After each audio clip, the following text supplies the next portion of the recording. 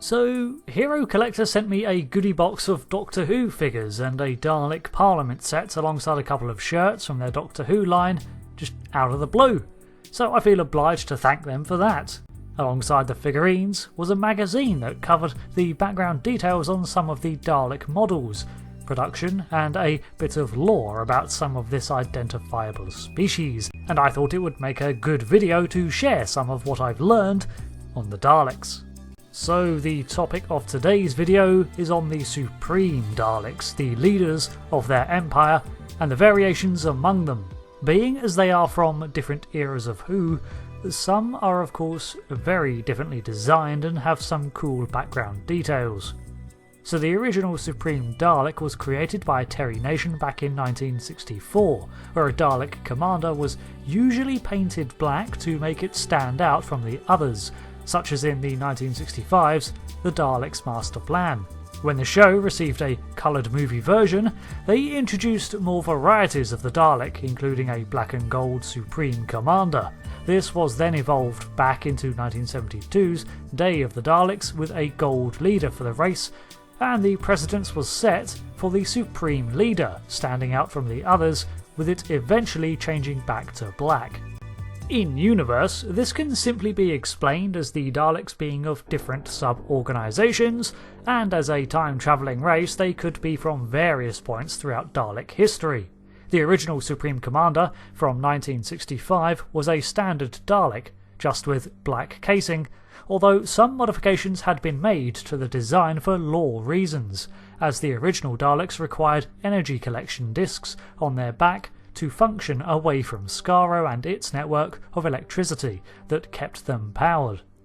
The disc was removed and replaced with an energy collar of panels that served the same function and was later adopted into the Dalek design, a real and lore-focused change. One of the most standout Black Daleks is from the Remembrance of the Daleks, which saw a Dalek schism form between those who remained loyal to Davros, their creator, and those who chose to follow the objectives that had unfolded under a Skaro-centric regime. The former were termed the Imperial Daleks, and had a rather fetching white and gold design, while the so-called Renegades were traditional blue and silver. At the head of the Renegade faction was the Black Dalek, based on the iconic look of earlier models. This Dalek was leading the search for the Time Lord relic, the Hand of Omega, a device used in the creation of supernova and black holes to create the power sources for Gallifreyan time travel, like the Eye of Harmony that powered a TARDIS. Unlike the Supreme from Dalek Invasion of Earth and the latter Daleks Master Plan, this version was entirely silver and black. This, in my opinion, looks a lot cleaner and less like a standard Dalek that simply was appointed a role, and more of an ostentatiously designed leader, built for that position. Interestingly, this idea of a unique Black Dalek going rogue would be repeated in the 2007 Daleks in Manhattan, where a Dalek sec follows a new evolutionary direction for the race, and is ostracised because of it. The next one in the collection was the Supreme Dalek from New Who era, featured in the Stolen Earth two-parter, and it was vastly different in design to the traditional Dalek. However, just as the Time War Daleks had been redesigned with their bronze detailing, the new Supreme was a step further with a more ostentatious trim. Some of the most interesting details in this Dalek come from the initial concept art, which had several ideas based on earlier Daleks and real-world tech. Sputnik was a possible idea for the head of the Dalek, with the notion of creating a sphere head to indicate greater intelligence. This also harkens back to earlier Dalek leaders who sported a bulbous sphere atop a standard Dalek skirt. Another idea was to have this Dalek look more standard but provide a throne for it to slot into, making it a part of the set, and again akin to the Dalek Emperor as seen in the finale of the 9th Doctor's series. But the most ancient and damaging enemy of the Doctor got in the way: budget constraints. So these designs were not realised in full. However, the Sputnik inspiration turned into the bulkier pillars that surround the neck of the Supreme. Nicholas Briggs, the voice of the Daleks, had the idea that the Supreme Dalek would be even more arrogant and grand than a standard soldier, and so tried to bring this across with his speech. This ties nicely into the Supreme's opinion of Davros, who is kept as an advisor of sorts, but in no real position of power at this time. Russell T Davies stated that the Supreme considered Davros an inferior being that created the greatest species in the universe, and therefore the Supreme is reluctant to even acknowledge Davros's presence, instead using him as a resource. Of course, the most notable feature of this Dalek is the fact that it is bright red, having already done a black Dalek leader in the Dalek Sec, head of the Cult of Skaro. Then the last one in the collection was the New Dalek Paradigm Dalek, too many Daleks, which evolved from the progenitor device as seen in Victory of the Daleks. When we first saw these emerge from the device, they were larger, colour-coded variations on the classic design, with the idea being that each would perform a specific function or suit a different role. The white one was the Supreme, the leadership specialist of the new Daleks, while the others were the Eternal, the Scientist, the Strategist, and the Drone. There were several changes in these new Daleks that veered away from the original design, most obvious being the lovely shiny fruit gum colours all gleaming like you wanted to lick them, which is an odd choice for a race designed to murder, like murder all the things. Designer Pete McKinstry took on the brief of adding something new to the Daleks and came up with a feature that we never saw implemented on screen, but exposes one aspect of their design. The bulky midsection where the arms are attached has a sort of rail depression cut into its circumference, and at first I thought it was just there to break up the solid panel, but it is actually a rail.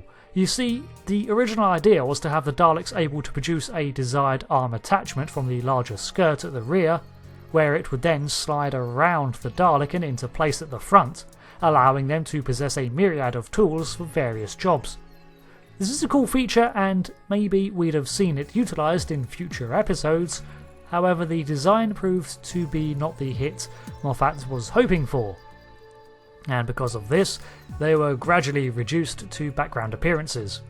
By the time of the episode Asylum of the Daleks, the new design had been altered somewhat with the appearance of the red drone Daleks alongside the bronze Time War models. The lovely shiny colours had been muted somewhat with a deeper red to return to them some of the menace, and the back hump had been made less pronounced.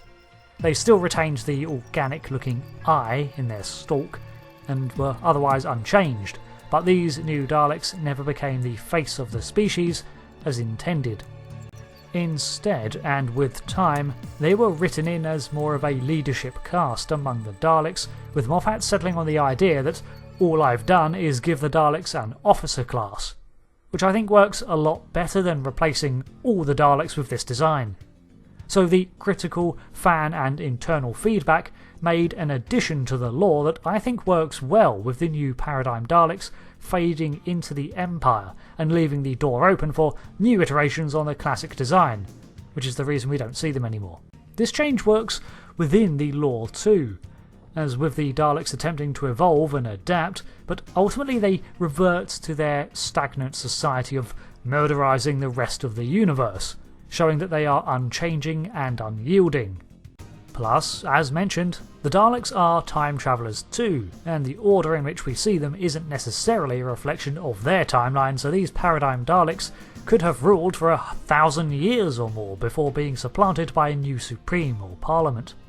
There are more Supreme variations out there, but I wanted to cover the design details and some lore provided to me by the Doctor Who Hero Collection, and like I said, they never asked me to make a video or anything, but I feel remiss if I didn't. Plus, it made for an interesting read and I wanted to share some info, especially the details about the Swiss Army Dalek features that we never got to see. I'm sure viewers of many a Trek lore channel have heard of Eaglemoss, as they do monthly ships with lore magazines from Star Trek, and they do the same thing with Doctor Who, it appears, which I didn't know, as well as new shirts and the such. My channel has been a bit remiss in Doctor Who content lately, what with all the flurry of Star Trek news and Who on a year's hiatus, but maybe that'll change in the future. I'm thinking of doing a video on the Time Lord Omega.